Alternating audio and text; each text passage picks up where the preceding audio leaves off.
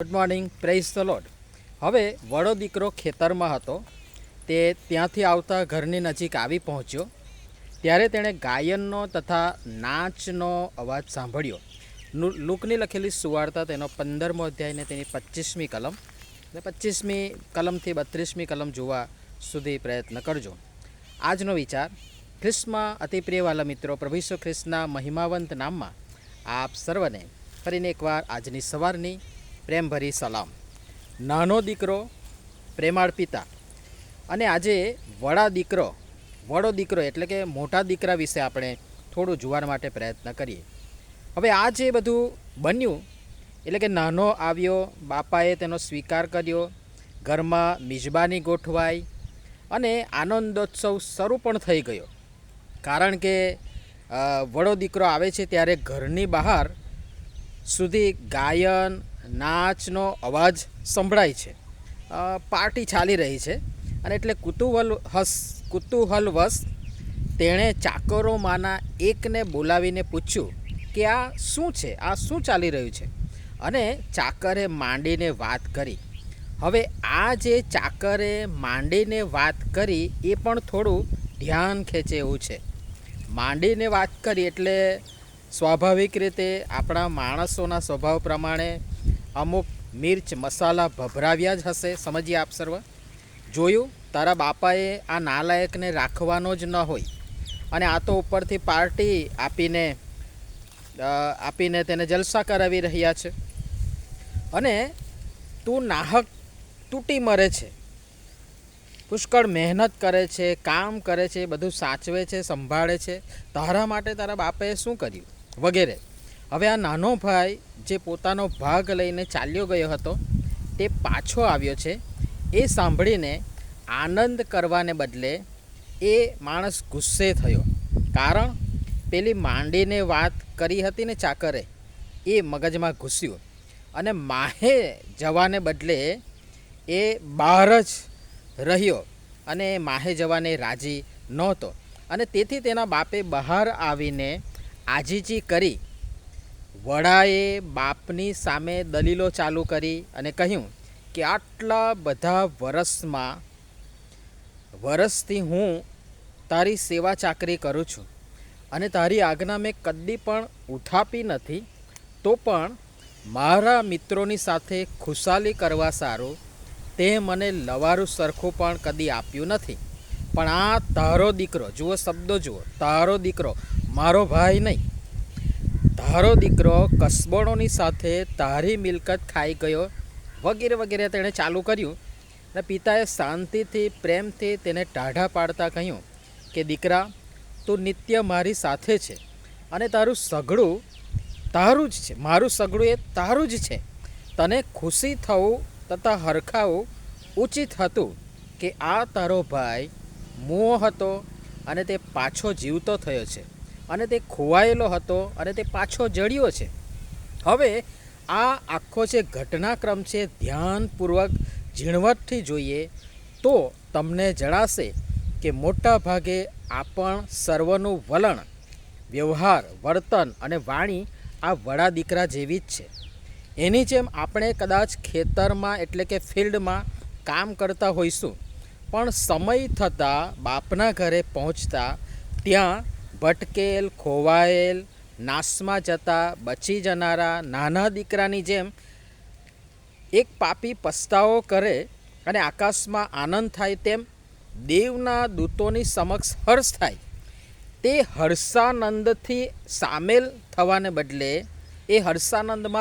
થવાને બદલે આપણે પ્રશ્ન કરીએ છીએ, આ શું છે?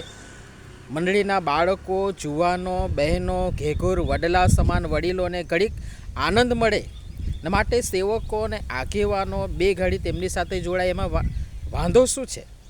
દાઉદ નહોતો નાચ્યો? વળી આવા પાછા ફરેલા વ્યક્તિઓને, નવા વ્યક્તિઓને આપણામાંના મોટા ભાગના આ જ વલણ અપનાવી ઝટ સ્વીકારતા નથી, પણ પિતાની જેમ આનંદોત્સવ છોડી ઘરની બહાર આવી વડા દીકરાને સમજાવે છે. તેમ પ્રભુએ પણ પોતાનું સ્વર્ગનું સુખ છોડી છેક ભૂલગ નીચા થઈ પોતાનું સર્વસ્વ ન્યોછાવર કરી દઈ આપણને સમજાવવા, અંદર આવવા, લાવવા પ્રયાસ કર્યો જ છે. મારા દીકરા, મારી દીકરી, અંદર આવ, તું બહાર કેમ ઊભો છે કે ઊભી છે? પણ આપણું એ ચક્કી જડ વલણ આપણને નડે છે. આ અહીં કેમ છે, પેલો અને પેલી અહીં કેમ છે, આમ શા માટે થાય છે, આમ કેમ ન થયું? આપણે આમાંથી જ ઊંચા નથી આવતા. એવામાં ને એવામાં આપણે બાપ અને વૈશ્વિક જે આખો પરિવાર છે એ પરિવાર સાથેના સંબંધનો અને તેનો આનંદ તથા આશીર્વાદ આપણે વાલાઓ ગુમાવીએ છીએ. હવે નક્કી આપણે કરવાનું છે કે આ વડા દીકરાની જેમ જીદ કરી બહાર રહી સર્વનાશ નોતરવું છે કે પિતા પ્રભુની વાત માની અંદર જઈ સનાતન આનંદ માણવો છે. એ તમારા દાવા દલીલો છોડો. ફલાણાએ આ કહ્યું, ફલાણાએ તેમ કર્યું, ઢીકણાએ તેમ કર્યું, મેં આ કર્યું, મેં આટલું કર્યું, તેટલું કર્યું, તેમ કર્યું, સેવા ચાકરી વગેરે વગેરે. પછી એ કોઈ પણ પ્રકારની હોય, બદલો મેળવવાની ભાવનાથી કદી ન થાય. હા, એ મળશે પણ પ્રભુના સમયે ને પ્રભુ પિતાની મરજી મુજબ. હા, આપણે નાના દીકરાનું મોડલ પણ અપનાવ્યું છે. હા, આપણે પરમેશ્વર પિતાએ આપેલ તમામ બદફેલીમાં એ આશીર્વાદોને ઉડાવી દીધા છે, ખુવાર થયા છે ને આપણે વડા દીકરાને પણ અનુસર્યા છે. આપણા જ પાછા ફરેલા ભાઈ બહેનોને આપણે સ્વીકારી, અપનાવી સ્વર્ગીય આનંદમાં ભાગ લઈ સામેલ નથી થઈ શક્યા.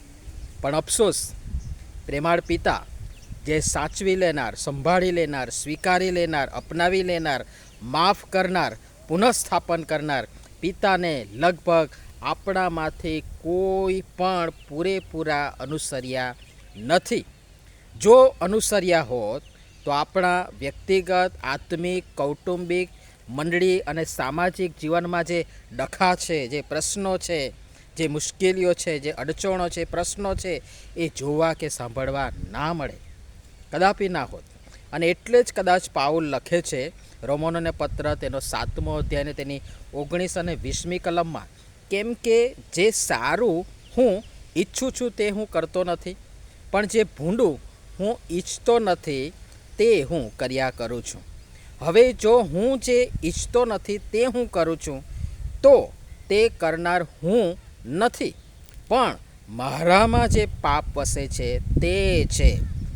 તો ભલે અત્યાર સુધી નાના દીકરાને આપણે અનુસર્યા કે મોટા દીકરાને અનુસર્યા, હવે પાછા ફરીએ, પાપ સ્વીકારીએ, પસ્તાવ કરીએ ને હવે બાકીનું જીવન પિતાને પણ થોડા ઘણા અનુસરવા માટે પ્રયત્ન કરીએ. એકબીજાનો સ્વીકાર કરીએ, એકબીજાને અપનાવીએ, એકબીજાને માફ કરીએ અને સાથે મળીને પ્રભુમાં આનંદ કરીએ. અઘરું લાગશે પણ સંભવ છે. અશક્ય, અસંભવ કે અશક્ય, ઇમ્પોસિબલ નથી. અને પ્રભુ આ બધી બાબતો સમજવાના માટે આપણ સર્વને તેમની કૃપા આપો. આમીન. ધન્યવાદ.